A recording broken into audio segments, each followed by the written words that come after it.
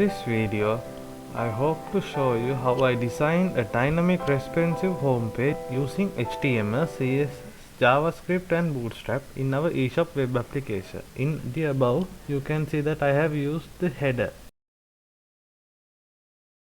In the header, we can basically see that we had shown the user who was logged in, a sign out option, help and contact, and a drop down list for additional support.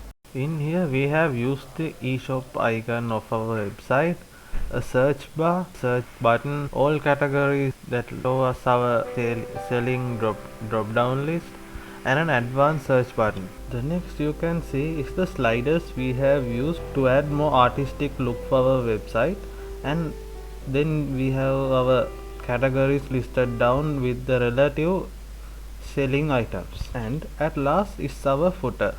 In here we have given our contact details including mail addresses and the related social media links for our website. And so this is our homepage. Next I will show you what are the codes that I use to create the eShop homepage. Basically the homepage is broken down to three parts. The first is the header. In the header we have used the coding to take our first name and last name from our database and other functions that will be discussed in the JavaScript side. And in here we can see that this is the my shop drop down list that we created. Here is the div we created to add our cart icon, and at last we have linked our script.js file to the header. This is the code that we use to create the footer of our homepage, and here we can see that we have added various details here, including the copyright restriction, and in here we can see that this is the method that we use to create the social media links. And the last part covers our contact details. This is the home.php code.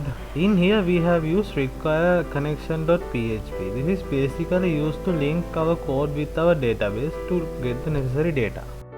As you can see here, we have used php include to link our header.php to our home.php code, and in here we can see that for our category list we have used php to include all our categories. Following are the codes that were used to design the search button, advanced button, and the image slider.